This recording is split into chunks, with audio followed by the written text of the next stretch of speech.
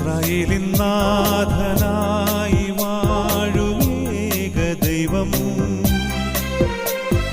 സത്യജീവമാർഗമാണു ദൈവം.